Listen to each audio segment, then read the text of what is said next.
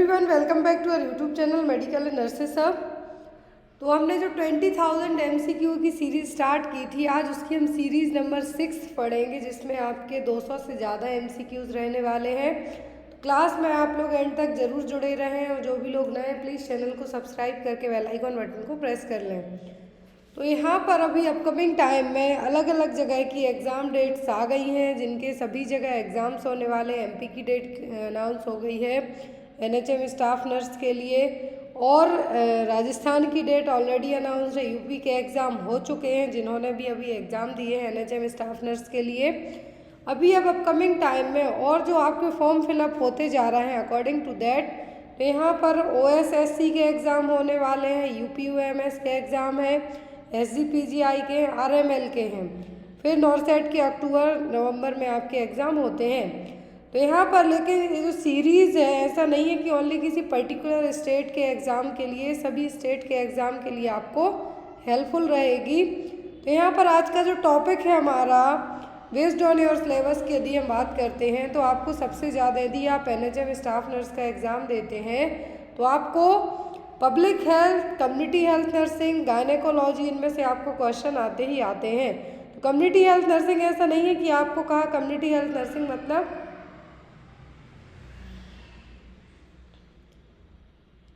तो यदि आपको कम्युनिटी हेल्थ नर्सिंग कहा जाता है तो इसमें आपकी पूरी कम्युनिटी कवर हो जाती है। इसमें आपका immunisation, family planning, public health nurse, और जो भी गवर्नमेंट के जो प्रोग्राम्स हैं, फैमिली वेलफेयर प्रोग्राम्स हैं, ये सब कुछ आपका कम्युनिटी हेल्थ नर्सिंग में कवर हो जाता है। Even most of the topic जो कम्युनिटी में फीमेल्स को प्रॉब्लम है, वो भी यहाँ पे आपकी कवर हो जाती हैं। तो आज की क्लास में हम सभी क्वेश्चंस, यहाँ पर बहुत सारे लोगों की रिक्वेस्ट थी कि मिक्सड अप करके ना पढ़ाएं, जो जैसे एग्ज़ाम में आता है वैसे ही पढ़ाएं।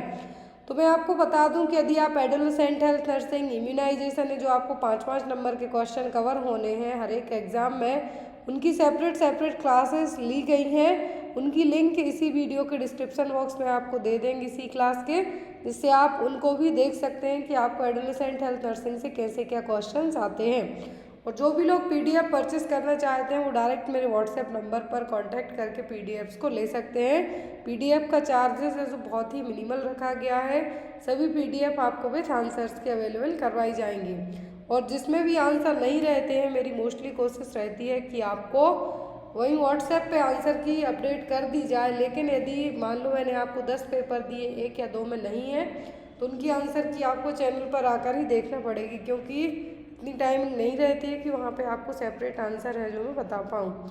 चलिए आज की क्लास को हम स्टार्ट करते हैं। तो यहाँ पर फर्स्ट क्वेश्चन है आपका, कुछ क्वेश्चन आपको इस तरीके से हिंदी इंग्लिश में रहेंगे, कुछ ओनली इंग्लिश लैंग्वेज में रहेंगे। लेकिन आपके जो अभी अपकमिंग अलग अलग एग्ज़ाम है, कहीं कहीं आपको हिंदी इंग्लिश दोनों लैंग्वेज मिलेगी, कहीं कहीं ओनली इंग्लिश बस मिलेगी।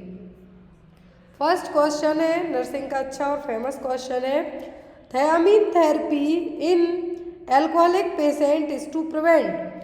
तो जो पर्सन एल्कोहलिक वाले होते हैं, शराबी होते हैं, उनको थायमीन थेरेपी दी जाती है। तो थायमीन थेरेपी उनको क्यों दी जाती है, क्यों थायमीन विटामिन उनको दिया जाता है? एल्कोहलिक डिमेंशिया को प्रिवेंट करने के लिए, हंटिंगटन्स डिसीज़ को प्रिवेंट करने, वर्निक्स कोर्साकॉफ साइकोसिस के लिए, या फिर ऑल ऑफ दी अबव। तो इनमें से किसको प्रिवेंट करने के लिए जो एल्कोहलिक वाला मरीज है, आपने उसके लिए रिहेबिलिटेशन सेंटर में लेके आए, तो उसको एल्कोहलिक पेशेंट के, वो वहाँ पर एल्कोहलिज्म ही है, तो उसको आपके लिए यदि उसकी शराब छुड़वानी है, तो उसके लिए साथ में थायमीन थेरेपी भी स्टार्ट की जाएगी।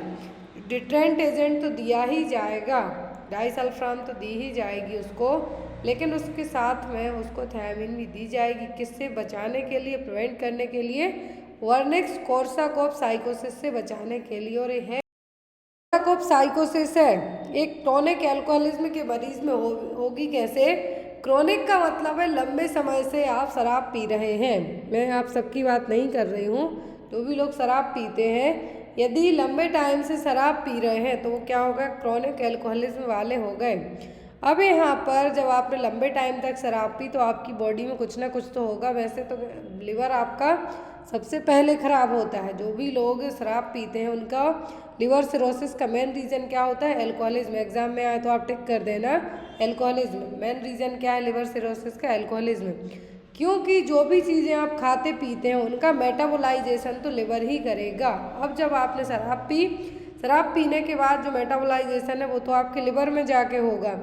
तो यहाँ पर आपकी बॉडी बहुत नॉर्मली तो आजकल चीज़ें डाइजेस्ट हो नहीं पा रही हैं, लेकिन यदि शराब पी और आपकी बॉडी में जब शराब गई, आप बहुत लंबे 1-2 पैक लगाने से कुछ नहीं होगा कि आपको सिरोसिस हो जाए या फिर आप क्रोनिक अल्कोहलिज्म वाले कहलाएं। 1-2 पैक में कुछ नहीं होगा। तो यहाँ पर यदि आपने लंबे टाइम से 1 साल 2 साल से पी रहे हैं तो आपको जब जो कमी, बहुत सारी चीज़ों की कमी होगी, लेकिन यहाँ पर कहा है कि थियामीन की कमी से क्या होगा? तो थियामीन की कमी होगी। अब उसके कारण थियामीन क्यों ज़रूरी है? हमारी ब्रेन की सेल्स के लिए, टिश्यूज़ के लिए।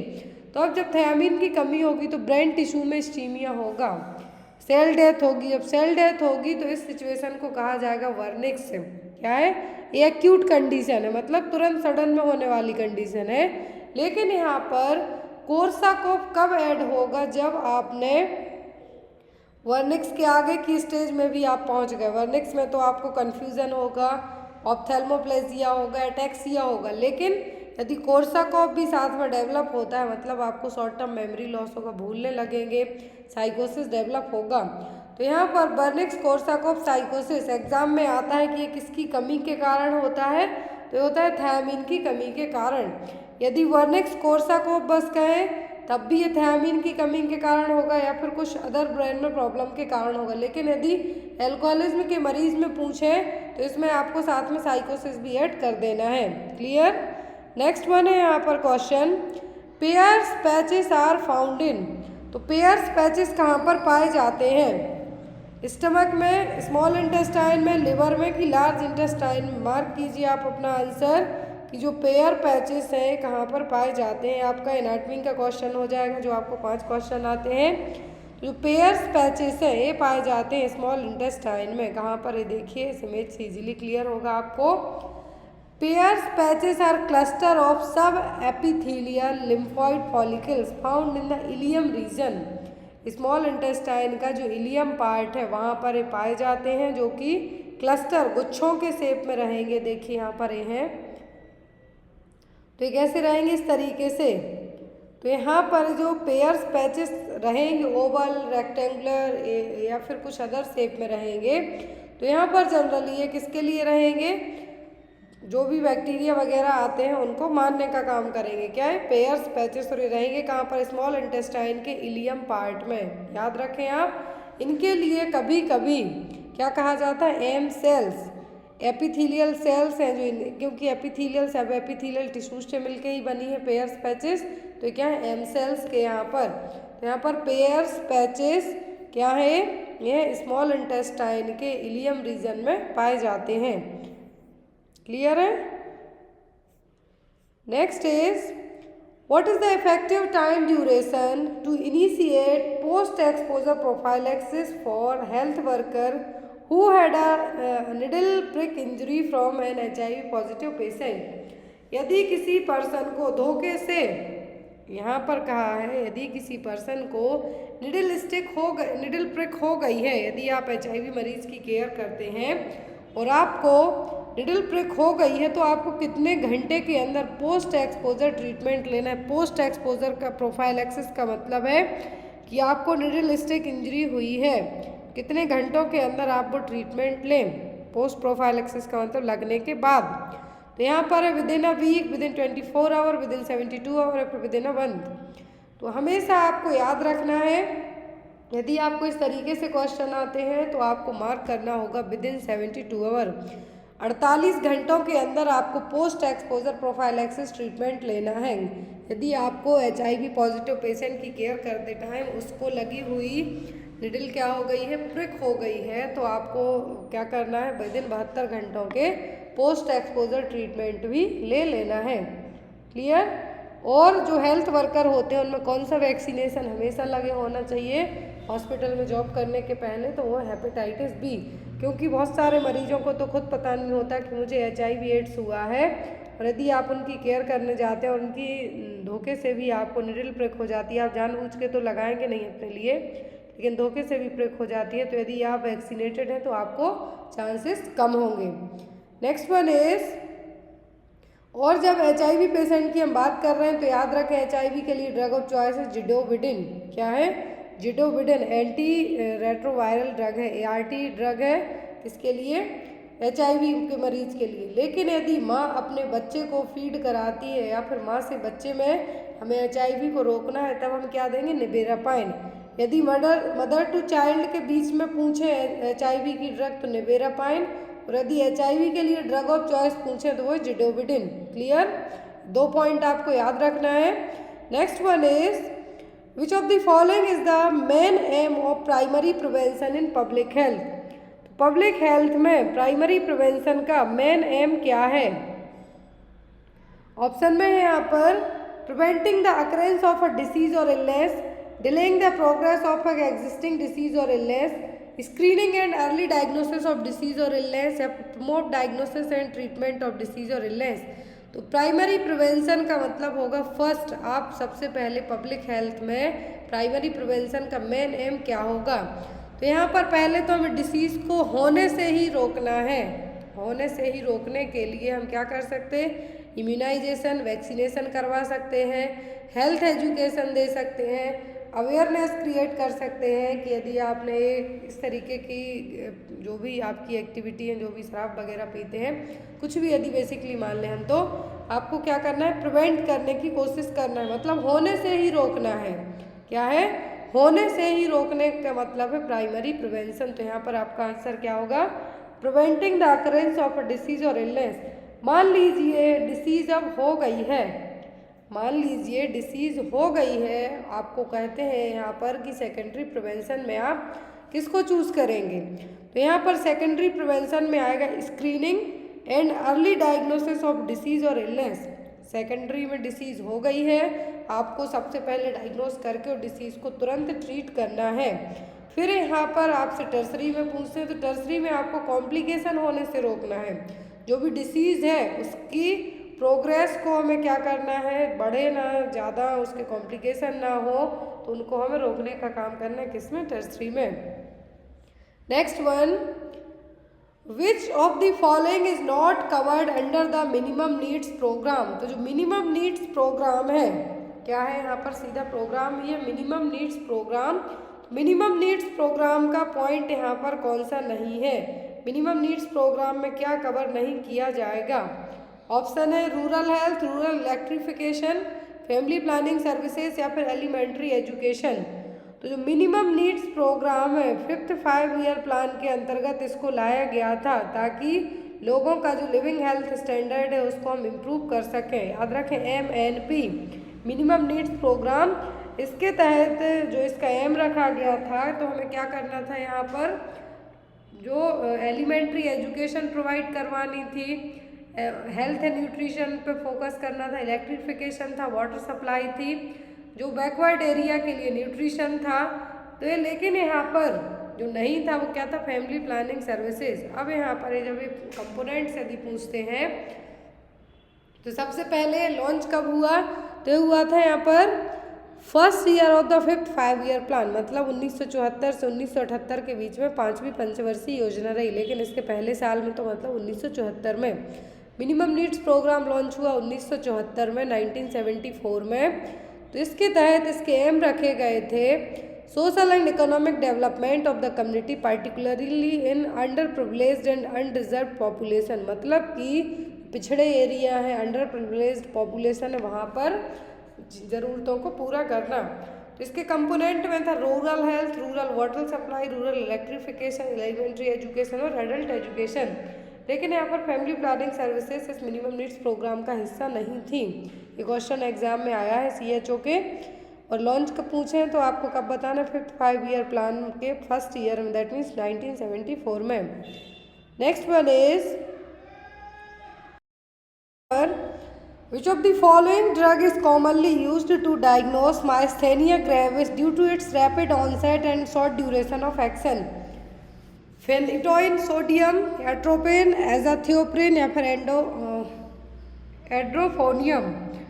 क्वेश्चन है यहाँ पर कि कॉमनली, सबसे कॉमनली यूज़ की जाने वाली ड्रग कौन सी है मायस्थेनिया ग्रेविस को डायग्नोस करने के लिए। यहाँ पर ट्रीट करने की बात नहीं हो रही है, नहीं तो आप मायस्थेनिया की ड्रग ऑफ चॉइस समझ के इसको मार्क कर दें। तो डायग्नोस करने के लिए मायस्थेनिया जो ग्रेविस है इसको डायग्नोस करने के लिए कौन सी ड्रग है जो यूज़ की जाएगी। ऑप्शन में है यहाँ पर फेनिटोइन सोडियम, सबको पता है, एट्रोपिन, एजाथ्रियोप्रिन या फिर एड्रोफोनियम। तो मायस्थेनिया ग्रेविस एक लॉन्ग टर्म न्यूरोमस्कुलर डिसीज़ है जिसमें क्या होगी, सबसे ज़्यादा मसल वीकनेस देखने को मिलेगी, टोसिस होगा, ड्रूलिंग आईलिड्स होगा। तो ये क्या है, कॉमन न्यूरोलॉजिकल प्रॉब्लम, जो कॉमन तो नहीं कह सकते हम, रेयरली और ऑटो इम्यून डिसीज़ भी हम जिसको कहेंगे। इसको डायग्नोज करने के लिए जो मेडिसिन का नाम पूछा है वो क्या होगा, वो होगा edrophonium. Edrophonium rapid acting anticholinergic drug है जो कि आपकी बॉडी में जो ब्रेकडाउन हो रहा है एसिटाइल कोलिन का, तो यहाँ पर उसको क्या करेगी, ब्लॉक करने का काम करेगी और डायग्नोज करने में हेल्प मिल जाएगी। तो मायस्थेनिया ग्रेविस यहाँ पर यदि आपको पूछते हैं तो इसका ड्रग ऑफ जो मोस्ट कॉमन क्लासिकल साइन है, एक तो होता है ड्रूपिंग आईलिड्स और टोसिस, क्या है, ड्रूपिंग आईलिड्स और टोसिस। फिर दूसरा होता है यहाँ पर कि एक ऑटो इम्यून डिसीज़ है, तो ऑटो इम्यून डिसीज़ में आपकी बॉडी खुद की ही सेल्स को मारने का काम करना स्टार्ट कर देती है। तो यहाँ पर भी ये वही है कि आपकी खुद की बॉडी आपके जो निकोटिनिक एसिटाइल कोलिन रिसेप्टर है और जो नर्व मसल्स के बीच का कनेक्शन है, जो हमारे बॉडी के जो न्यूरोमस्कुलर जंक्शन है या फिर जो केमिकल्स हैं उनको ख़त्म करने का काम करेगी। जब आपके प्रॉपर सिग्नल ही नहीं जाएंगे तो प्रॉब्लम तो होगी ही होगी। तो वहाँ पर जो एंटीबॉडीज़ है, ऑन एंटीबॉडीज़ ये काम करेंगी, तब आपको मायस्थेनिया ग्रेविस कि ये क्या है, ऑटो इम्यून डिसीज़ है जिसमें आपकी खुद की ही अच्छी सेल्स हैं, क्या होंगी, खुद की सेल्स खुद की बॉडी को नुकसान पहुंचाने का काम करेंगी। तो यहाँ पर जो एसिटाइल कोलिन रिसेप्टर है ये क्या होगा, डैमेज होगा या फिर इसकी धीरे धीरे कमी होगी। तो यहाँ पर डायग्नोस के लिए पूछते हैं कि एंड्रोफोनियम। यदि इसका मेन क्लासिकल साइन पूछते हैं तो होता है पिटोसिस, ड्रूलिंग आईलिड्स। से क्या है, इसके क्लासिकल साइन है मसल्स वीकनेस। जब भी आपको ऑटोइम्यून डिसीज़ होती है सबसे पहले आपको मसल वीकनेस फील होगी। नेक्स्ट है यहाँ पर which of the following therapies is advantageous in preventing cerebral embolism in patient with acute myocardial infarction with left ventricular clot.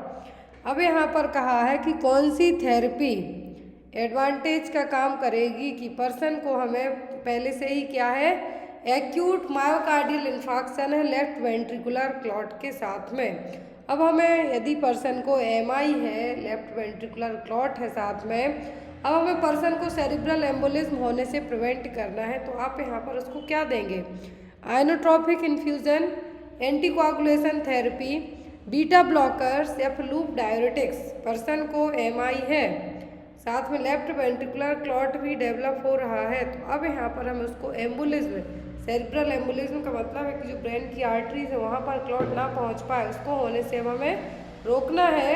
तो इसके लिए हम क्या देंगे पर्सन को, एंटीकोआगुलेशन थेरेपी। क्या देंगे, एंटीकोआगुलेशन थेरेपी।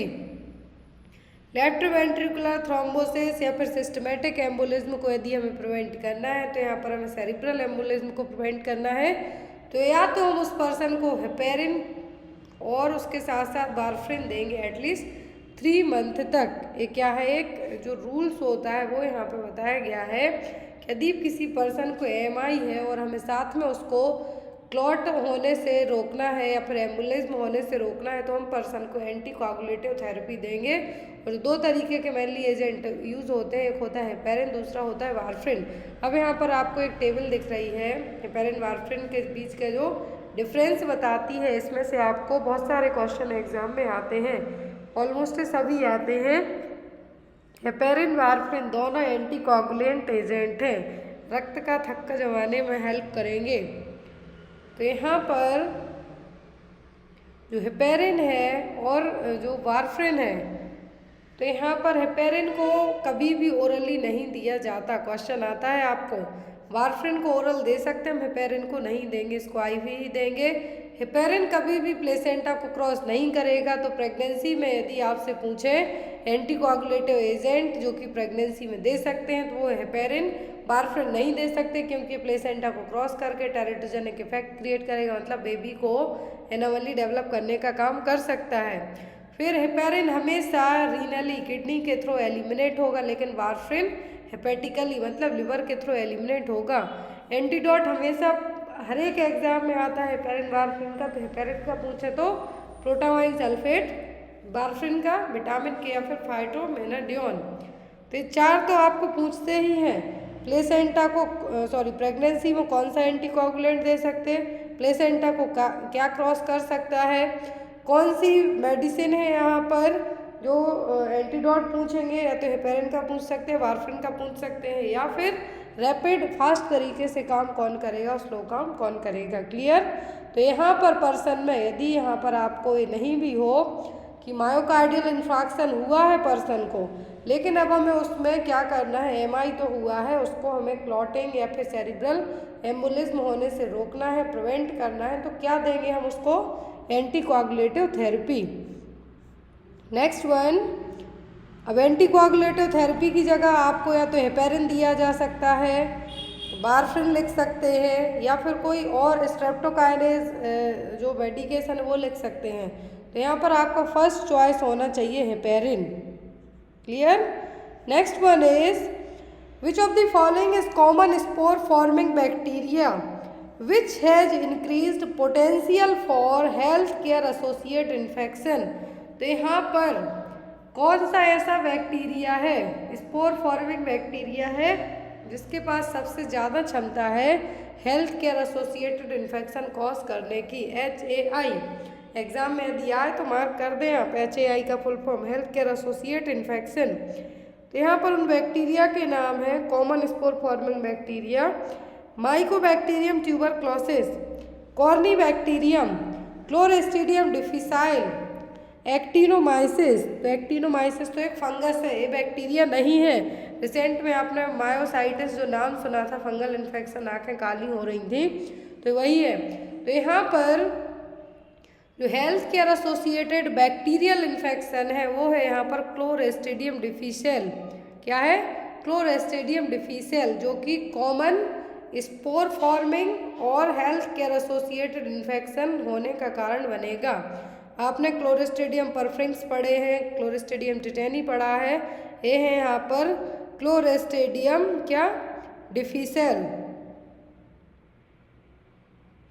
जो क्लोरेस्टिडियम डिफिसाइल है, या फिर हम इसको क्लोरेस्टिडियम डिफिसाइल कोलाइटिस के नाम से भी जानते हैं, जो कि इन्फ्लामेशन कॉज करने का काम करेगा, कहाँ पर, कोलोन में। क्लियर है। नेक्स्ट इज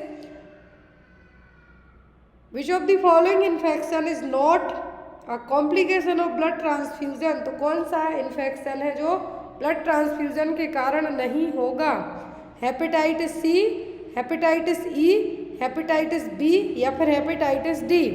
कौन सा इन्फेक्शन है जो यहाँ पर इन्फेक्शन है जो ब्लड ट्रांसफ्यूजन के कारण नहीं होगा या फिर ब्लड ट्रांसफ्यूजन का कॉम्प्लिकेशन नहीं होगा। तो यहाँ पर हेपेटाइटिस सी, जिसको तो ब्लड ट्रांसफ्यूजनल हेपेटाइटिस सी कहा जाता है, हेपेटाइटिस बी हो सकता है, हेपेटाइटिस डी हो सकता है, लेकिन कभी भी हेपेटाइटिस ए और हेपेटाइटिस ई ब्लड ट्रांसफ्यूजन के कारण नहीं होगा, क्योंकि ये फीको ओरल रूट के थ्रू ट्रांसमिट होने वाला वायरस है। क्लियर। फीको ओरल रूट से क्या ट्रांसमिट होगा, हेपेटाइटिस सी एंड ए। बाकी डी, बी, सी ये तीनों ब्लड ट्रांसफ्यूजन के कारण डेवलप हो सकते हैं, कंटामिनेटेड ब्लड को इंजेक्ट करने से, इन्फ्यूज़ करने से हो सकते हैं। तो यहाँ पर आपका आंसर क्या जाएगा, option number B, hepatitis E. Clear. Next is in uncontrolled flapping movements of the hands associated with poor handwriting is associated with which of the following condition. Uncontrolled flapping movements मतलब हाथों में बहुत ज़्यादा झटके type से आपको लग रहे हैं, जैसे आपके हाथ फड़फड़ा रहे हैं, हिंदी में कहें तो फड़फड़ा रहे हैं, हिल रहे हैं, जिससे आप लिखने में भी आपको प्रॉब्लम हो रही है, पेन ही नहीं आप प्रॉपर पकड़ पा रहे हैं, ट्रिमर्स टाइप से हाथों में हो रहा है आपको। तो ये किसके कारण होगा, हेपेटाइटिस के कारण, सिरोसिस ऑफ लीवर के कारण, कोलिसिस्टाइटिस के कारण, या फिर लिवर एब्सिस के कारण, किसके कारण ये प्रॉब्लम आपको डेवलप होगी? फ्लैपिंग ऑफ हैंड्स या फिर फ्लैपिंग मूवमेंट्स ऑफ हैंड या फिर हाथों का ट्रिमर्स, ये होगा आपको सिरोसिस ऑफ लिवर के कारण। किसके कारण? Cirrhosis of liver. Liver cirrhosis के कारण हो रहा है। क्यों हो रहा है? क्योंकि सिरोसिस ऑफ लिवर में आपका लिवर डैमेज होगा, जो टॉक्सिन्स हैं आपकी बॉडी में ही रह जाएंगे। जब भी कोई चीज़ आपकी बॉडी में इस तरीके से रह जाए तो वो कुछ ना कुछ तो अपने लक्षण दिखाएगी। तो ऐसे ही यहाँ पर अनकंट्रोल्ड फ्लैपिंग मूवमेंट, जिसको हैंड फ्लैप भी कहेंगे या लिवर फ्लैप भी कह सकते हैं, एक क्या है, यदि यहाँ पर है तो इंसेफेलोपैथी के कारण हो सकता है। इसमें मेनली आपके जो नर्व कंट्रोल है वो क्या होगा, धीरे धीरे लॉस होगा। तो यहाँ पर ये जो होगा अकॉर्डिंग टू इन ऑप्शंस के हम जाते हैं तो वो होगा सिरोसिस ऑफ लिवर के कारण। इसको हम लिवर फ्लैप भी कह सकते हैं इनिशियली, यदि हम कहें क्या, लिवर फ्लैप। नेक्स्ट वन है यहाँ पर, और इसका जो टर्म यूज़ किया जाता है uncontrolled flapping movement of the hands, जो कि किसके कारण हो रहा है, लिवर सिरोसिस के कारण या फिर कुछ और प्रॉब्लम के कारण जिसमें आपके हाथों में कंट्रोल ना रह जाए, तो वो कहलाता है एस्ट्रेक्सिस। क्या है? Asterixis. Next one is as a preventive measure under the national diabetic control programme, what should a community health nurse do at the sub-center level when any patient 30 years and above visit for routine treatment of any common ailments? तो यहाँ पर आपने national diabetic control programme के तहत यहाँ पर as a community health nurse आप सब सेंटर पर है, तो वहाँ पर यदि कोई 30 साल या फिर 30 साल से ज़्यादा के मरीज आते हैं अपने रूटीन ट्रीटमेंट के लिए, तो यहाँ पर आप उनको क्या कहेंगे? Measure blood pressure and blood glucose by the strip method, investigate lipid profile, blood pressure and blood sugar, perform symptomatic investigation, counsel the patient about the prevention of diabetic and lifestyle modification। यहाँ पर देखिए person only अपने checkup के लिए आया है, उसको ना तो डायबिटीज़ अभी है, मतलब अभी पर्सन को पता नहीं कि उसको डायबिटीज़ है या नहीं। मान लीजिए मैं ही नॉर्मल चेकअप के लिए जाती हूँ, आप नेशनल डायबिटिक कंट्रोल प्रोग्राम के तहत अवेयरनेस क्रिएट कर रहे हैं, तो आप मुझे क्या समझाएंगे? मेरा डायरेक्ट बीपी चेक करके, ब्लड ग्लूकोज लेवल चेक करके, शुगर चेक करने लगेंगे, लिपिड प्रोफाइल चेक करेंगे, कि सिस्टमेटिक इन्वेस्टिगेशन करेंगे, कि आप मुझे बताएंगे कि आपकी लाइफस्टाइल के कारण आप डायबिटीज़ को होने से कैसे रोक सकते हैं। तो यहाँ पर यदि आप नेशनल डायबिटिक कंट्रोल प्रोग्राम के तहत एज अ स्टाफ नर्स और कम्युनिटी हेल्थ नर्स या फिर CHO के तौर पर आप सब सेंटर में हैं, तो यहाँ पर यदि कोई पर्सन 30 साल या फिर उससे ज़्यादा की एज का आता है, तो आप उसको काउंसलिंग करेंगे। क्या करेंगे? काउंसलिंग करेंगे, समझाने का काम करेंगे कि पेशेंट को डायबिटीज़ से कैसे बचा सकते हैं। Prevention of diabetes and lifestyle modification, आप अपनी लाइफस्टाइल में चेंजेस करके घूमने जाएं, डेली शुगर खाएं लेकिन लिमिट में खाएं, ये सब चीज़ें बता के आप जेनेटिक्स के थ्रू होगा, कैसे होगा, क्या लक्षण होंगे, ये सब चीज़ें बता सकते हैं। लेकिन मरीज को है ही नहीं, तो आप उसके बारे में उसको अवेयरनेस क्रिएट करेंगे, ना कि उसको सीधा बोल देंगे कि आपको डायबिटीज़ हुई है, चलो आपका ब्लड शुगर चेक किया जाए। क्लियर है? तो यहाँ पर आप काउंसलिंग करेंगे पेशेंट की, किसके लिए, कि हाउ टू प्रिवेंट डायबिटीज़, आपकी लाइफस्टाइल से, आपके खाने पीने से, आपके रहन सहन से आप बदलाव लाके कैसे बच सकते हैं। Next one, which of the following action is undertaken in the mopping up strategy under the polio eradication programme. Mopping up strategy लाई गई थी पोलियो एरेडिकेशन प्रोग्राम के तहत, तो यहाँ पर इसका क्या एक्शन था? Conducting pulse polio immunisation day every year, monitoring OPV coverage at district level and below, conducting outbreak control for confirmed case, door-to-door immunization in high risk district। जो mopping up strategy यदि आपको पूछें तो किस programme के तहत लाई गई थी, तो मोपिंग अप स्ट्रेटजी लाई गई थी पल्स पोलियो इम्यूनाइजेशन प्रोग्राम के तहत। तब पल्स पोलियो इम्यूनाइजेशन प्रोग्राम के तहत। तो अब यहाँ पर यदि पल्स पोलियो इम्यूनाइजेशन प्रोग्राम है, तो इसका जो मेन एम होता है वो में क्या है, पोलियो से प्रिवेंट करना होता है बच्चों को, हमारा मेन एम। तो यहाँ पर भी यही है कि जो हाई रिस्क डिस्ट्रिक्ट है, जहाँ पर सबसे ज़्यादा पोलियो वायरस के कारण पोलियो डिसीज़ हो रही है, वहाँ पर हमें जाके क्या करना, डोर टू डोर जाके इम्यूनाइजेशन सर्विसेज प्रोवाइड करवानी है according to mopping up strategy, जो कि पल्स पोलियो इम्यूनाइजेशन प्रोग्राम के तहत लाई गई थी। तो यहाँ पर मोप अप कैंपेन लाया गया था। मोपिंग का मतलब ही क्या होता है, तो यहाँ पर क्या है, ज़्यादा से ज़्यादा जितने भी हाई रिस्क डिस्ट्रिक्ट का मतलब है जहाँ पर ज़्यादा पोलियो हो रहा है, वहाँ पे जाके आपको डोर टू डोर जाके इम्यूनाइजेशन सर्विसेज प्रोवाइड करवानी है। Clear. Next is which of the following steps should be taken in case of children suffering from second and third degree mall nutrition.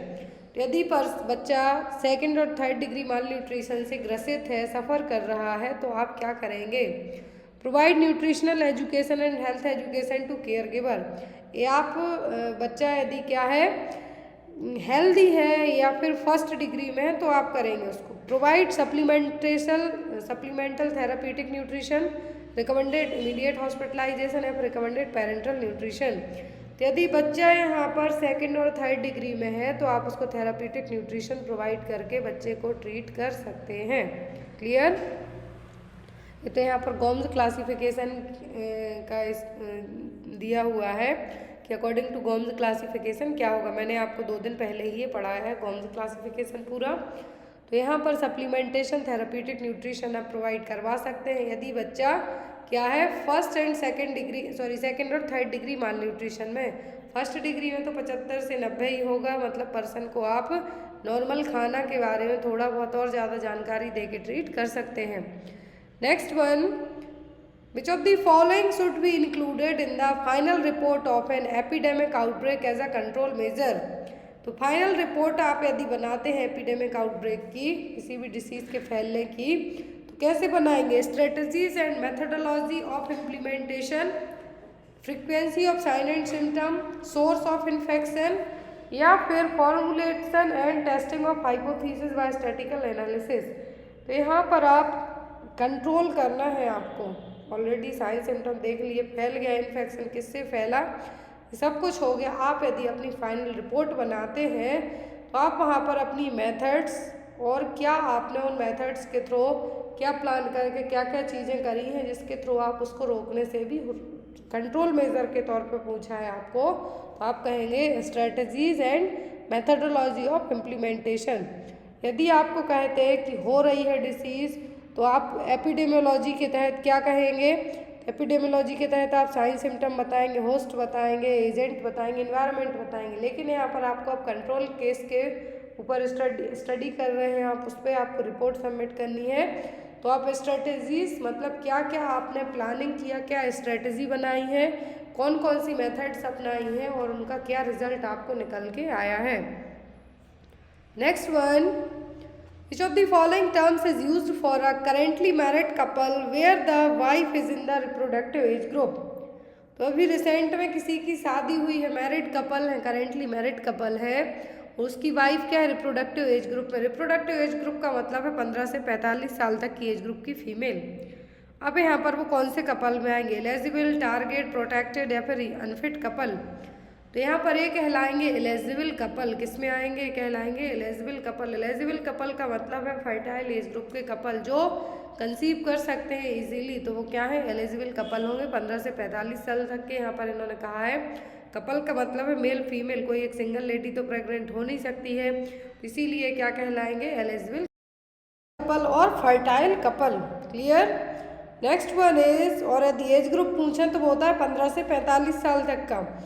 Next one is, which of the following is considered as barrier method of contraception. ये question हर एक nursing exam में अभी at present 2023 की बात करें तो उन सब एग्जाम्स में आ रहा है। बैरियर मेथड ऑफ कॉन्ट्रासेप्शन कौन सी है, कॉपर टी, कॉन्डोम, प्रोजेस्टासाइड या फिर ओरल पिल्स। तो यहाँ पर जो बैरियर मेथड है कॉन्ट्रासेप्शन की वो क्या है, वो है कॉन्डोम। क्या है, कॉन्डोम, डच कैप, ये सब किस में आएंगे, बैरियर मेथड में आएंगे और मैकेनिकल मेथड में। Next one is, which of the following is an example of an inactivated vaccine. तो यहाँ पर इनएक्टिवेटेड वैक्सीन कौन सी है, BCG, रूबेला, कोलेरा या फिर टिटनेस। तो इनएक्टिवेटेड वैक्सीन होगी यहाँ पर टिटनेस। इनएक्टिवेटेड वैक्सीन का मतलब होगा जो वायरस बैक्टीरिया पार्टिकल्स हैं वो जब बॉडी में उनको मारने के बाद आपकी बॉडी में इंजेक्ट किया जाएगा तो वो हो गए कौन सी वैक्सीन? इनएक्टिवेटेड और killed vaccine.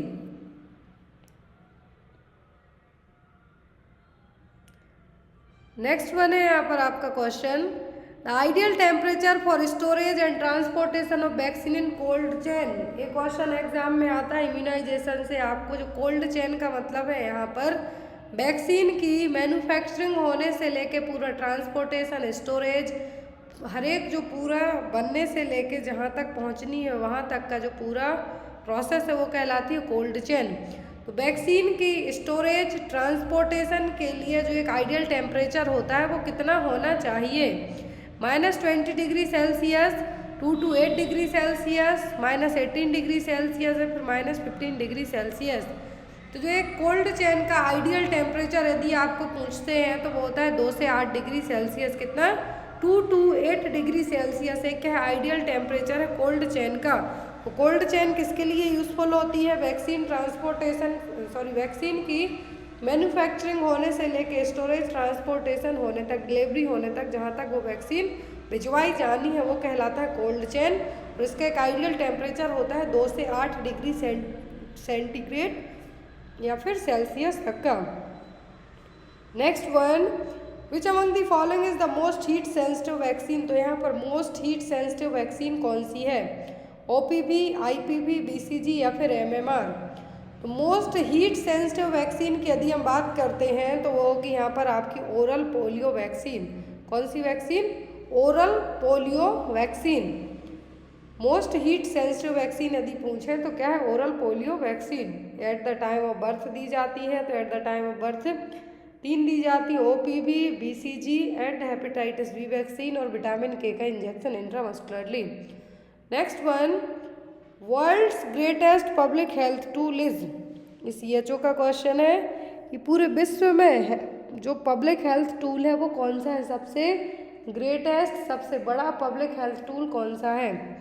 ORS therapy, nutritional surveillance, health checkups या फिर इम्यूनाइजेशन।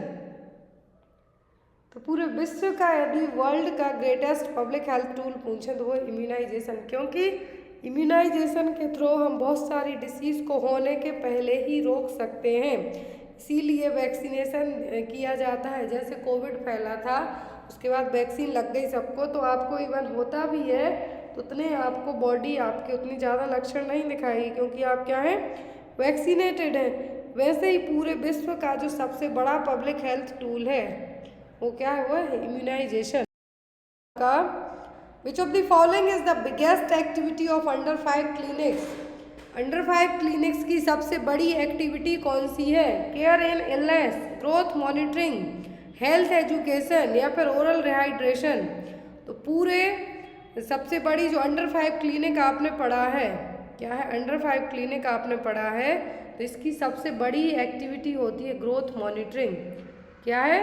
Growth monitoring. यहाँ पर जो अंडर 5 क्लिनिक में आपको एग्जाम में आता है कि जो एपेक्स है इसके 3 पार्ट होते हैं, इसके जो टोटल कंपोनेंट्स हैं वो होते हैं कितने? 5 एग्जाम में आते हैं। अंडर 5 जो क्लिनिक है इसके टोटल कितने कंपोनेंट्स होते हैं? 5। अब यहाँ पर यदि अंडर 5 क्लिनिक का जो ट्रायंगुलर शेप होता है तो यदि इसके एपेक्स में पूछें तो यहाँ पर इसके एपेक्स में पूछें तो वो है हेल्थ एजुकेशन। फिर बॉटम नीचे की तरफ पूछें तो वो है मॉनिटरिंग द ग्रोथ और प्रिवेंटिव केयर। और ट्रायंगुलर शेप में पूछें अंदर तो वो है फैमिली प्लानिंग, फिर है केयर इन इलनेस। तो यहाँ पर आपको पूरा याद रखना है जो ट्रायंगुलर शेप में है लोगो अंडर 5 क्लिनिक का, जिसमें 2 ट्रायंगल होते हैं। एक ट्रायंगुलर अंदर होता है तो जिसमें 4 कंपोनेंट्स आते हैं, monitor the growth, preventive care, care in illness, और अंदर की तरफ क्या है? Family planning. यदि सबसे बड़ा पूछें तो वो क्या है यहाँ पर? यदि आउटर सरफेस में पूछें तो वो है हेल्थ एजुकेशन। और यहाँ पर इसका मेन एम क्या होता है? तो वो होती है ग्रोथ मॉनिटरिंग। एम्स और एक्टिविटीज़ में बिगेस्ट एक्टिविटी पूछे अंडर 5 क्लिनिक की तो वो होती है growth monitoring. Next one is the best gross index of health and nutritional status of children is. तो बच्चों में बेस्ट ग्रॉस इंडेक्स क्या होगा हेल्थ और न्यूट्रिशनल चेक करने के लिए कि बच्चा हेल्दी है, स्वस्थ है या नहीं। हाइट होगी, वेट होगा, चेस्ट सर्कमफेरेंस की हेड सर्कमफेरेंस। तो बच्चों के लिए बेस्ट ग्रॉस इंडेक्स होगा हेल्थ और न्यूट्रिशनल स्टेटस को चेक करने के लिए बच्चों का वजन। क्या?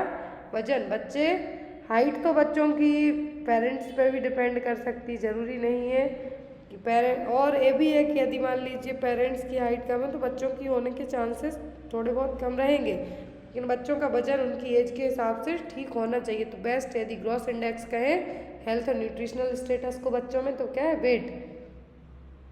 Next one is an infant whose birth weight falls between the 10 and 90 percentile in the intrauterine growth curves. तो यहाँ पर यदि बच्चों का जो वेट है 10 और 90% तक कम है, कब? इंट्रायूट्राइन ग्रोथ कर्व के अकॉर्डिंग, तो ये कौन से बच्चे कहलाएंगे? SGA, LGA, AGA या फिर LBW? तो ये कहलाते हैं AGA। अब यहाँ पर AGA का मतलब क्या है? Appropriate for gestational as. यदि यहाँ पर जो वेट का तो हमें पता है कि लो बर्थ वेट होगा, वेरी लो बर्थ वेट होगा, एक्सट्रीमली लो बर्थ वेट होगा, लेकिन जो बच्चों का बर्थ वेट है, बच्चों का बर्थ वेट है मतलब कि 10वें से लेके 90 परसेंटाइल तक, 10-90 परसेंटाइल तक इंट्रायूट्राइन ग्रोथ कर्व के अकॉर्डिंग, तो ये कहलाएंगे appropriate for gestational age. Smaller for gestational age का मतलब लेस देन 10th परसेंटाइल। यदि यहाँ पर कहते 10th परसेंटाइल इन इंट्रायूट्राइन ग्रोथ कर्व, तब हम कहते क्या? SGA। AGA का मतलब है 10 to 19। फिर लार्ज फॉर जेस्टेशनल एज का मतलब होगा more than 19th percentile. Clear? Growth में SGA, AGA और LGA आएगा, लेकिन वेट में पूछे तो LBW very low birth weight और extremely low birth weight baby. तो यहाँ पर very low birth weight baby कहलाएंगे VLBW, जिनका वजन 1500 ग्राम से भी कम हो, भले वो पूरे 37 वीक के बाद हुए हैं, लेकिन उनका वजन कितना है? 1500 ग्राम से कम है, तो very low birth weight baby.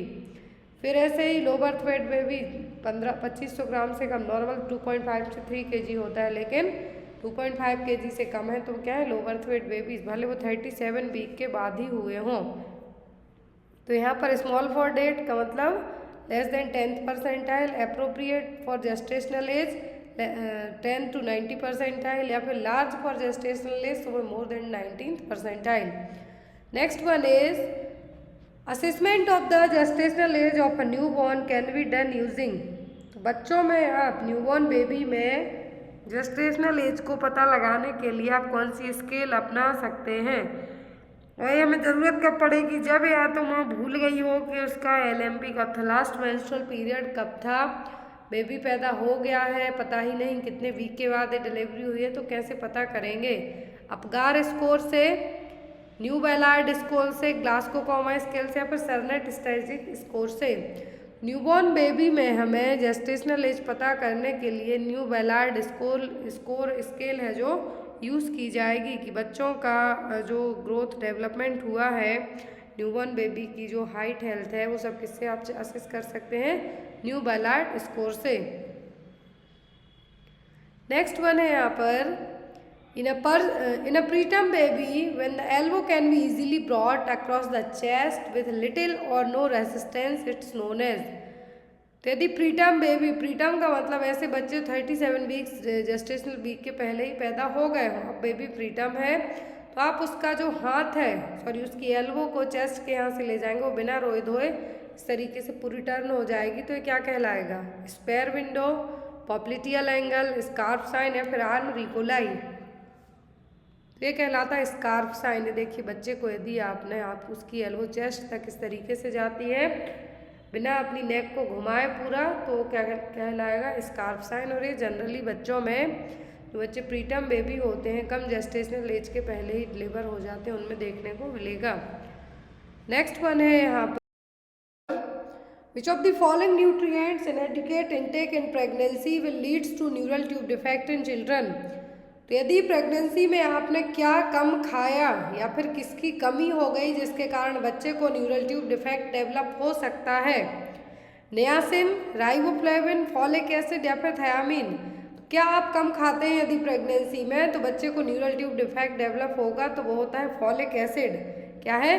Folic acid. यदि आपने प्रेगनेंसी में आयोडीन नहीं खाया तो बच्चे को घेंगा होने का डर रहेगा, बच्चा इंट्रायूट्राइन ग्रोथ रिस्ट्रिक्टेड रहेगा, बच्चा मेंटली रिटार्डेड होने के चांसेस ज़्यादा होंगे। एग्जाम में क्वेश्चन आता है यदि फॉलिक एसिड की कमी रही तो बच्चे को न्यूरल ट्यूब डिफेक्ट डेवलप होगा।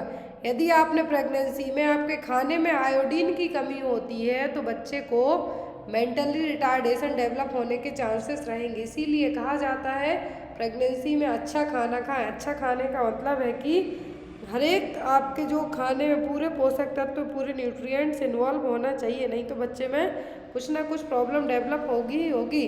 तो यदि आपको क्वेश्चन आता है न्यूरल ट्यूब डिफेक्ट के लिए प्रिवेंट कैसे कर सकते हैं, तो प्रेगनेंसी में कंसीव करने के टाइम से ही फॉलिक एसिड दे के, यदि बच्चे को हमें मेंटली रिटार्डेड होने से प्रिवेंट करना है तो माँ को हम क्या खिलाएंगे, आयोडीन युक्त नमक या फिर आयोडीन से भरपूर चीज़ें, जिन भी चीज़ों में आयोडीन रहेगा वो, क्योंकि बच्चे की जो मेंटली ग्रोथ के लिए ज़रूरी होता है वो क्या होता है, iodine.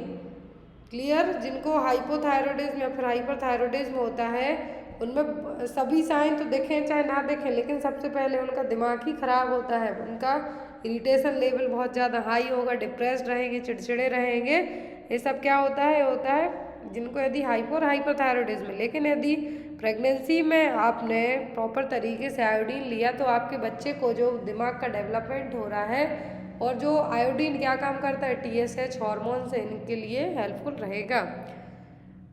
Next one is during the implantation phase of pregnancy which of the following factor में कॉज द ब्लीडिंग। तो यदि प्रेगनेंसी में किसी को इम्प्लांटेशन के टाइम पर 2-4 ड्रॉप्स ब्लड आने लगता है तो उसको इम्प्लांटेशन ब्लीडिंग कहते हैं। तो यदि इम्प्लांटेशन ब्लीडिंग हो रही है तो ये किसके कारण होगी, एम्ब्रियो फॉर्मेशन के कारण, erosion of endometrial blood vessels के कारण, presence of primary germ cells के कारण या फिर जाइगोट फॉर्मेशन के कारण। तो ये जो ब्लीडिंग हो रही है इसको हम इम्प्लांटेशन ब्लीडिंग भी कह सकते हैं। प्रेगनेंसी में बहुत सारे केसेस में देखने को मिलेगा इम्प्लांटेशन ब्लीडिंग, जिसको हम कहेंगे ब्राउन कलर का थोड़ा बहुत डिस्चार्ज होगा, लेकिन ये कंटिन्यूस नहीं होता है, 2-4 ड्रॉप फॉर्म में होगा। तो ये क्या कहलाती है, इम्प्लांटेशन फेज ऑफ ब्लीडिंग। तो इम्प्लांटेशन फेज ब्लीडिंग होती है यदि प्रेगनेंसी में, तो ये होती है कब, एंडोमेट्रियल ब्लड वेसल के इरोशन होने के कारण, टूटने के कारण। तो जो कि 10 से 14वें दिन, कॉन्सेप्शन के 10 से 14वें दिन है, जो यूट्रस की वॉल पर क्या है, इम्प्लांटेशन होगा। फर्टिलाइजेशन तो कहाँ पर हो जाएगा, फैलोपियन ट्यूब में। जब इम्प्लांटेशन होता है यूट्रस में तो यहाँ पर कुछ ब्लड वेसल्स टूटती हैं जिसके कारण थोड़ी बहुत ब्लीडिंग देखने को मिलेगी। ये मूवमेंट हो रहा है क्योंकि जो फर्टिलाइजेशन हुआ फैलोपियन ट्यूब से जब जाके यूट्रस में इम्प्लांट होता है तो इम्प्लांटेशन होने के टाइम पर कुछ छोटी मोटी वेसल्स टूटेंगी, ब्रेकडाउन होगा, जिसके कारण ब्लीडिंग देखने को मिलेगी। Next one is a woman is hospitalised for the management of cervical incompetence. Which of the following treatment options should be ideally considered for her management. यदि किसी लेडी को सर्वाइकल इनकॉम्पिटेंस है, क्या है, सर्वाइकल इनकॉम्पिटेंस हुआ है, cervical incompetence हुआ है तो कौन से ट्रीटमेंट के थ्रू उसको मैनेज किया जाएगा, डायलिटेशन एंड क्यूरेटेज के कारण, सक्शन इवाक्यूएशन के कारण, सर्वाइकल डायलिटेशन के कारण या फिर सर्वाइकल सर्कुलेज के कारण। तो यहाँ पर सर्वाइकल इनकॉम्पिटेंस के कारण होता क्या है कि आपने कंसीव तो कर लिया, अब सर्वाइकल पहले समझें कि सर्वाइकल इनकॉम्पिटेंस या फिर इनकम्पोनेंट सर्विक्स या फिर सर्वाइकल इनसफिशियंसी क्या है। तो यहाँ पर जो टिश्यू होते हैं, जो टिश्यू होंगे ये क्या करते हैं, ब्रेक डाउन होते रहते हैं। तो यहाँ पर आपकी या फिर हम ये कह सकते हैं वीक रहेगी, सर्विक्स के यहाँ पर जो मसल्स है वो क्या होंगी, बहुत ज़्यादा वीक रहेंगी। इसके कारण प्रीमेच्योर बेबी को भी डिलीवर कर सकती हैं या फिर अबॉर्शन हो सकता है या फिर आपको कंसीव करने में प्रॉब्लम होगी। तो जब सर्वाइकल इनकॉम्पिटेंस होगा तो यहाँ पर इनकॉम्पिटेंस सर्विक्स में क्या होगा कि जो शॉर्टनेस, जो ओपनिंग है सर्विक्स की या तो बहुत कम होगी या फिर बहुत ज़्यादा लेबर के टाइम पर प्रीटर्म बेबी हो सकते हैं, फिर कुछ इंजरी हो सकती है, क्योंकि इनकॉम्पिटेंस इनसफिशियंसी स्पेस जितना होना चाहिए वो नहीं है। तो इसको हम सर्वाइकल सर्कुलेज के थ्रू क्या करेंगे, ट्रीट करेंगे। सर्वाइकल सर्कुलेज में क्या किया जाएगा कि ये स्पेस है जो प्रॉपर बनाया जाएगा, जो कि प्रीमेच्योर बेबी डेवलप हो सकते हैं। इसीलिए सर्विक्स को क्या किया जाएगा, क्लोज करने का काम किया जाएगा ताकि बेबी प्रीटर्म और प्रीमेच्योर पैदा ना हो। आई समझ में कि सर्वाइकल इनकॉम्पिटेंस क्या है, जितना स्पेस होना चाहिए सर्विक्स का वो ना हो, या तो शॉर्ट हो या फिर वीक हो। वीक होगा तो बेबी बहुत जल्दी इजीली बाहर आ जाएगा, ना तो कॉन्ट्रैक्शन का पता चलेगा ना डायलिटेशन का पता चलेगा, क्योंकि उतना स्पेस ही नहीं है। तो अब हम उसको ऐसे केस में क्या किया जाएगा, यदि आपने कंसीव कर लिया है तो आपको वहाँ पर टाई किया जाएगा, जो सर्विक्स वहाँ पे क्लोज किया जाएगा उसको, जिससे बेबी बाहर ना आ पाए। तो ये जो प्रोसेस है क्या कहलाएगी, सर्वाइकल सर्कलेज। सर्विक्स के लिए जो इनकम्पिटेंस या फिर डेफिशिएंसी है या फिर इनसफिशिएंसी, उसको ट्रीट करने की जो बेस्ट मेथड है वो क्या है, cervical cerclage. Next one is a nurse midwife noticed few of the cotyledons are missing in the placenta of a woman who had just delivered a baby through normal vaginal delivery. Which of the following postpartum complications would the new mother develop in this situation? तो यदि कुछ कॉटलेडॉन्स, placenta के कुछ कॉटलेडॉन्स after delivery, baby की जो normal vaginal delivery हुई है उसके बाद कुछ कॉटलेडॉन्स क्या हैं, अभी भी रह गए हैं, मिसिंग है प्लेसेंटा, मतलब पूरा प्लेसेंटा बाहर निकल के नहीं आया है, कुछ पार्ट रह गए हैं, तो एक कौन सा पोस्टपार्टम कॉम्प्लिकेशन डेवलप करेगा, पल्मोनरी एम्बोलिज्म, डीबीटी, सेप्सिस या फिर हेमरेज। तो यदि प्लेसेंटा विदिन 30 मिनट के, जनरली तो ये 15 मिनट में ही बाहर आ जाता है, लेकिन यदि विदिन 30 मिनट के बाहर एक्सपल्सन नहीं होता है तो ये क्या कहलाता है, रिटेंड प्लेसेंटा। रिटेंड का मतलब है कुछ अंदर रह गया है, तो ये वही चीज़ है कि प्लेसेंटा के कुछ कॉटलीडॉन्स अंदर ही रह गए, मतलब प्लेसेंटा जो पूरा निकल के आया उसके कुछ पार्ट नहीं, कॉटलीडॉन्स एब्सेंट है। तो इस ऐसे केस में क्या डेवलप होने के चांसेस रहेंगे, हेमरेज। क्या होंगे, हेमरेज। अब यहाँ पर एग्जाम में आपको ब्लीडिंग पोस्टपार्टम हेमरेज से बहुत सारे क्वेश्चन आते हैं। पहले तो समझे पोस्टपार्टम हेमरेज है क्या। प्लेसेंटा की डिलीवरी होने के बाद से लेके जो 24 आवर तक का ड्यूरेशन, यदि इसमें 500 ml से ज़्यादा ब्लड लॉस हो जाए तो वो कहलाता है पोस्टपार्टम हेमरेज और पीपीएच। अब यहाँ पर यदि प्राइमरी पीपीएच का मेन रीज़न पूछें तो वो होता है यूट्राइन एटोनिसिटी। यूट्राइन की जो मसल्स एटोनिसिटी है वो क्या होगी, वीक होगी, जिसके कारण मोस्टली ब्लीडिंग देखने को मिलेगी। फिर यदि सेकेंडरी पीपीएच का रीज़न पूछें तो वो होता है रिटेंड प्लेसेंटा, जो कि क्वेश्चन में दिया गया है कि प्लेसेंटा 30 मिनट के अंदर बाहर ना आ पाए तो वो कहलाता है रिटेंड प्लेसेंटा, और ये भी हेमरेज का रीज़न होगा यहाँ पर, इसीलिए ऑप्शन में आपको मार्क किया गया आंसर में हेमरेज। फिर यदि एंटीपार्टम हेमरेज के लिए पूछें तो क्या है, प्लेसेंटा प्रीविया, मतलब प्लेसेंटा जो सेंटर पार्ट में अटैच होना चाहिए उसकी जगह सर्वाइकल ओस के यहाँ पर ही कवर कर जाए तो वो कहलाता है क्या, एब्रप्टो प्लेसेंटा भी जिसको हम कह सकते हैं, या फिर प्लेसेंटा प्रीविया कहेंगे। तो क्या हो जाएगा, मोस्ट कॉमन रीजंस रहेंगे किसके लिए, ब्लीडिंग के लिए। Next one is which of the following lie is considered as the most favourable for a normal vaginal birthing process. तो नॉर्मल वेजाइनल बर्थिंग प्रोसेस के लिए मोस्ट फेवरेबल लाई क्या है, लॉन्गिट्यूडनल, ट्रांसवर्स, ऑब्लिक की compound. तो जो most favourable लाई है normal vaginal birthing process के लिए वो कहलाती है लॉन्गिट्यूडनल। इस तरीके से देखिए, लॉन्गिट्यूडनल सबसे कॉमन लाई है जिसमें हेड डाउन रहेगा, बेबी इस पोजीशन में होगा। लॉन्गिट्यूडनल लाई और बीच प्रेजेंटेशन, मतलब जो बेबी लाई का मतलब है तो बेबी की पोजीशन है पूरी, वो क्या होगी, यहाँ पर लॉन्गिट्यूडनल लाई और वर्टेक्स प्रेजेंटेशन सबसे कॉमन। यदि लॉन्गिट्यूडनल लाई है और ब्रीच प्रेजेंटेशन मतलब बटक्स डाउन साइड है तो ब्रीच प्रेजेंटेशन। ट्रांसवर्स लाई का मतलब बेबी पूरा क्या है, तिरछा है, पूरा इसने पोजीशन ही अपनी बदल ली है, तो ये क्या होगा, ट्रांसवर्स लाई। नेक्स्ट,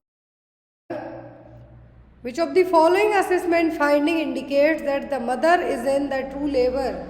तो इनमें से कौन सी फाइंडिंग्स बताएगी कि माँ है जो उसको ट्रू लेबर पेन आ रहे हैं। Leaking per vagina and ruptured membranes, foetal head is engaged, cervix is 4 centimetre dilated, intermittent tightening of the abdomen is observed. तो यहाँ पर कौन सी फाइंडिंग में पता चलेगा कि माँ ट्रू लेबर में है, मतलब उसको जो लेबर पेन है वो आ रहे हैं और इसके आने के बाद डिलीवरी होगी।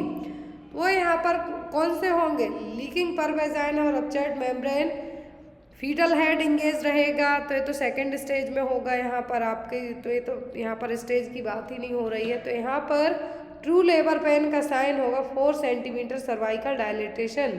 क्या होगा? सर्विक्स है जो 4 सेंटीमीटर डायलेट होगी। ट्रू लेबर पेन और फॉल्स लेबर पेन एग्जाम में आता है, जो ब्रैक्सटन हिक्स कॉन्ट्रैक्शन है वो फॉल्स लेबर पेन में आते हैं।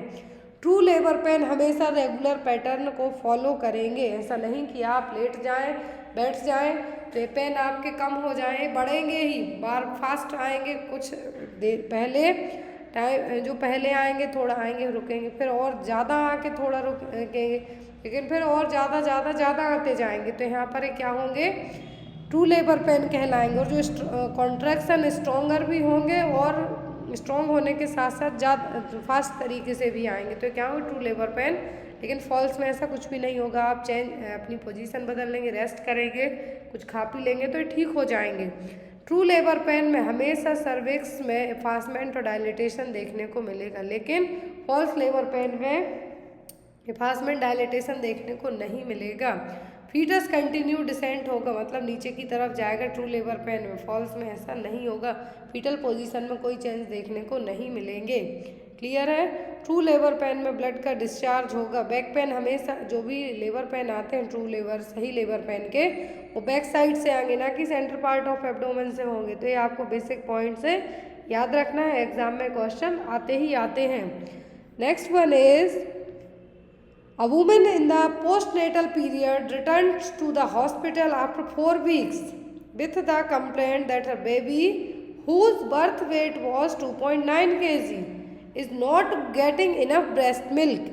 Which of the following assessment finding will indicate that the baby is getting sufficient amount of breast milk? तो यहाँ पर एक लेडी है, उसकी 4 हफ्ते पहले डिलीवरी हुई है, वो हॉस्पिटल अपने बच्चे को लेके जाती है, वो कंप्लेन करेगी कि जिसका जन्म हुआ था वो कितना था, जब बर्थ वेट कितना था 2.9 kg था, 4 वीक हो गए, उसके बच्चे का वजन ही नहीं बढ़ रहा है, तो उसको लग रहा है कि उसको प्रॉपर ब्रेस्ट मिल्क नहीं आ रहा है, जिसके कारण बेबी नहीं पी पा रहा है। जब प्रॉपर नहीं आ रहा है तो आप कैसे बताएंगे उस माँ के लिए कि आपके बच्चे के लिए जो सफिशिएंट ब्रेस्ट मिल्क का अमाउंट है वो कितना होना चाहिए? क्योंकि बच्चा यदि पैदा होने के बाद उसका अच्छे से प्रॉपर ब्रेस्ट मिल्क मिलता है, उसको फीड करता है, तो बच्चे की ग्रोथ अच्छी होगी, पता चलेगा वजन बढ़ रहा है या नहीं। तो यहाँ पर वही आपको एक लेडी पूछती है, जबकि 2900 ग्राम का बच्चा हुआ था, उसका 4 हफ्ते हो गए, कुछ चेंज नहीं हो रहा है, मतलब उसको प्रॉपर ब्रेस्ट मिल्क नहीं आ रहा है, तो कैसे बताएंगे? The baby is maintained her birth weight, baby is being fed on demand, mother is exclusive breast feed her baby, the baby is gained approximately 350 gram of weight. तो यहाँ पर माँ जो बताएगी, जो एज अ नर्स बताएगी कि आपके बच्चे का 350 ग्राम तक वेट है जो गेन हो चुका है।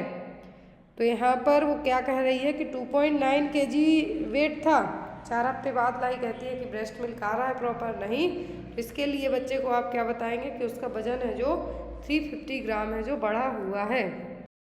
आपका ऑप्शन नंबर डी। तो इस तरीके से जब वजन बढ़ेगा तभी पता चलेगा कि बच्चे को प्रॉपर ब्रेस्ट फीडिंग हुई है या नहीं। नेक्स्ट वन, द प्रधानमंत्री सुरक्षित मातृत्व अभियान PMSMA was launched by the Ministry of Health and Family Welfare, Government of India. The program aimed to provide assured, comprehensive and quality antenatal care free of cost universally to all pregnant women on which day of the month? Question ध्यान से देखिए, PMSMA के तहत जो antenatal care provide करवाई जाती है वो महीने के किस दिन करवाई जाती है? सीधा सा क्वेश्चन है। 9th of every month, 12th of every month, 1st day of every month या फिर 2nd Wednesday of every month? तो कब करवाई जाती है? PMSMA योजना है जो प्रधानमंत्री सुरक्षित मातृत्व योजना के तहत एंटीनेटल केयर प्रेग्नेंट लेडी को महीने की हर 9 तारीख को एक care free of cost provide करवाई जाती है। क्लियर है? ये क्वेश्चन एग्जाम में आता है कि महीने की 9 तारीख को कौन सी योजना के तहत एंटीनेटल चेकअप किया जाता है? तो वह PMSMA, प्रधानमंत्री सुरक्षित मातृत्व अभियान। Next one is Which of the following factor may contribute to a slightly higher blood sugar level in a pregnant woman during the postprandial hours than in the non-pregnant state? तो कौन से factor हैं pregnancy में जो थोड़ा slightly कहा है थोड़ा ब्लड शुगर लेवल को बढ़ाएंगे as compare to non pregnant state में? Decreased insulin production during pregnancy, increased insulin resistant caused by pregnancy hormones, decreased glomerular filtration rate, GFR rate है जो rapid exchange of glucose between bloods and tissue. तो non pregnant state में उतनी ही blood sugar आप लेते हैं तो आपका ब्लड शुगर लेवल बढ़ा हुआ नहीं आएगा, लेकिन प्रेगनेंसी में थोड़ा बहुत बढ़ा रहेगा। तो ये किसके कारण होगा? होगा प्रेगनेंसी में आपकी बॉडी क्या करेगी? इंसुलिन का रेसिस्टेंस बढ़ा देगी। इसके कारण यहाँ पर आप मार्क किसको करेंगे? Increased insulin resistance caused by the pregnancy hormone, जो प्रेगनेंसी में रिलीज होने वाले हार्मोन है उसके कारण आपकी बॉडी इंसुलिन रेसिस्टेंस हो गई, जिसके कारण थोड़ा बहुत ब्लड शुगर लेवल बढ़ा हुआ रहेगा। लेकिन जब प्रेगनेंसी में ब्लड ग्लूकोज लेवल बढ़ता है तो हम उसको क्या कहते हैं? Gestational diabetes. जेस्टेशनल डायबिटीज़ यदि माँ को है तो बच्चे को क्या होने के चांसेस होते हैं? तो ये हम आगे पढ़ेंगे, क्वेश्चन यहाँ पर ऐड है वो वाले भी। Next one is eclampsia is characterised by the following except. तो सब कुछ एक्लेम्सिया के लक्षण है। एक्लेम्सिया का मतलब होगा प्रेगनेंसी इंड्यूस्ड हाइपरटेंशन, प्रेगनेंसी में ब्लड प्रेशर बढ़ने की समस्या। BP greater than 160/110 Hg, sorry mm of Hg है यहाँ पर। मार्क्ड प्रोटीनयूरिया, माइल्ड फेशियल एडिमा या फिर सीजर्स। तो एक्लेम्सिया है, प्री एक्लेम्सिया है, दो चीज़ें होती हैं, एक होता है एक्लेम्सिया, दूसरा होता है प्री एक्लेम्सिया। तो एक्लेम्सिया के यहाँ पर सब कुछ सिम्टम है किसी एक को छोड़कर। तो एक्लेम्सिया में जो नाम ही दिया गया प्रेगनेंसी में बढ़ने वाला blood pressure, pregnancy induced blood pressure. तो यहाँ पर BP बढ़ेगा, प्रोटीनयूरिया होगा, सीजर्स आते हैं। एक्लेम्सिया में सीजर्स आते हैं, प्री एक्लेम्सिया में सीजर्स फिट्स नहीं आते हैं। इसको जो ट्रीट करने के लिए ड्रग ऑफ चॉइस होती है वो होती है MgSO4 मैग्नीशियम सल्फेट। फिर यहाँ पर कहा है जो नहीं है तो वो mild facial oedema. Eclampsia, pre eclampsia, pre eclampsia में प्रोटीनयूरिया होगा, जो ब्लड प्रेशर भी बढ़ेगा आपका, लेकिन जो एक सेपरेट और एक अलग क्लासिकल साइन है एक्लेम्सिया और प्री एक्लेम्सिया के बीच का जो डिफरेंस क्रिएट करेगा वो होगा फिट्स, कन्वर्जन्स।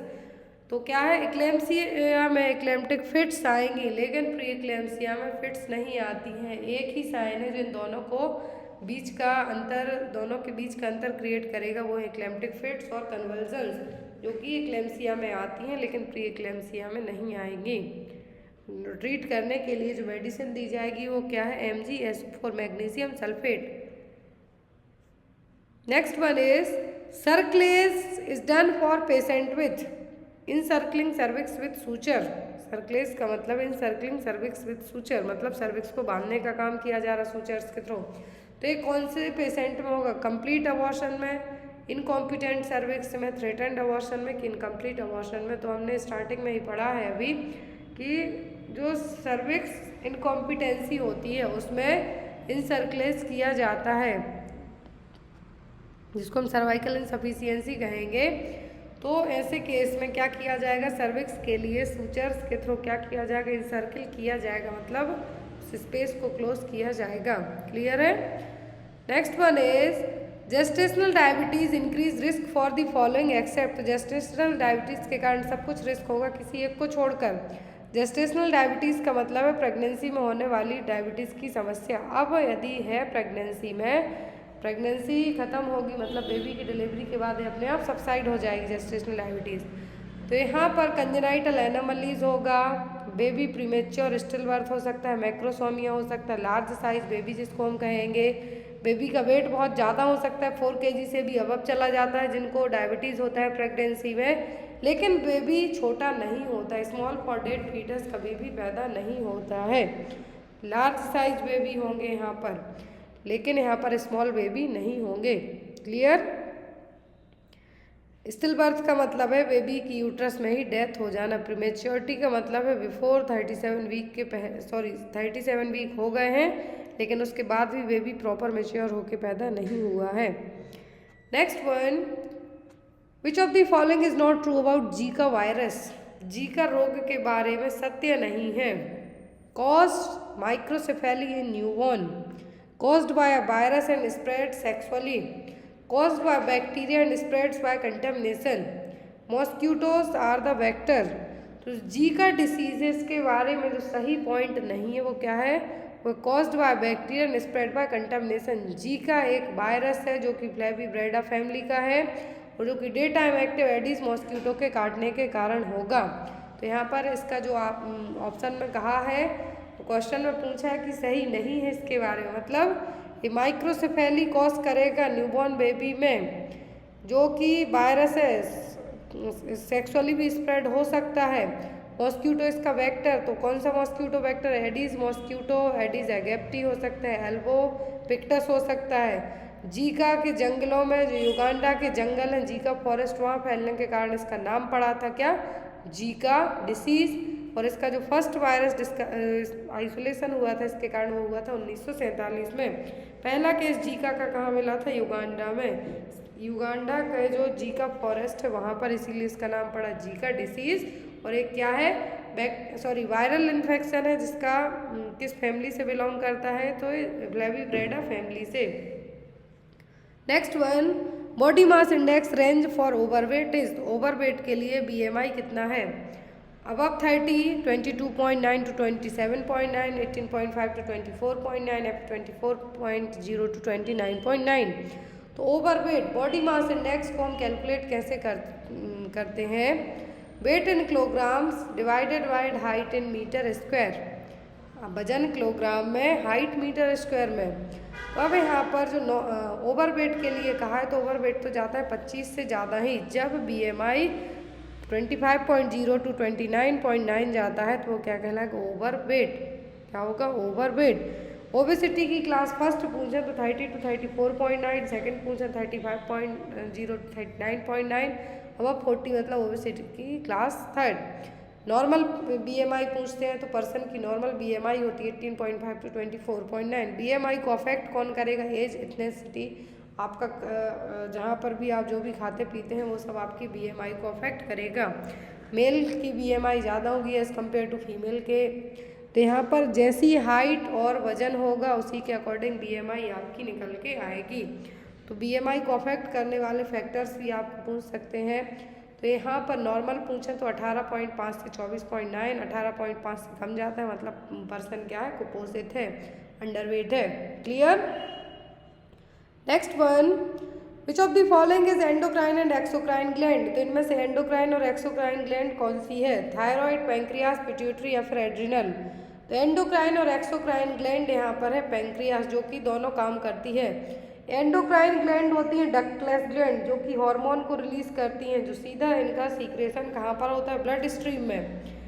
कहाँ पर होगा? ब्लड स्ट्रीम में। पैंक्रियास जो हार्मोन रिलीज करती है वो कौन सी? Insulin, glucagon, somatostatin. तो ये क्या हो गई? एंडोक्राइन का काम करती है इसमें, हार्मोन रिलीज करके सीधा। फिर आता है एक्सोक्राइन।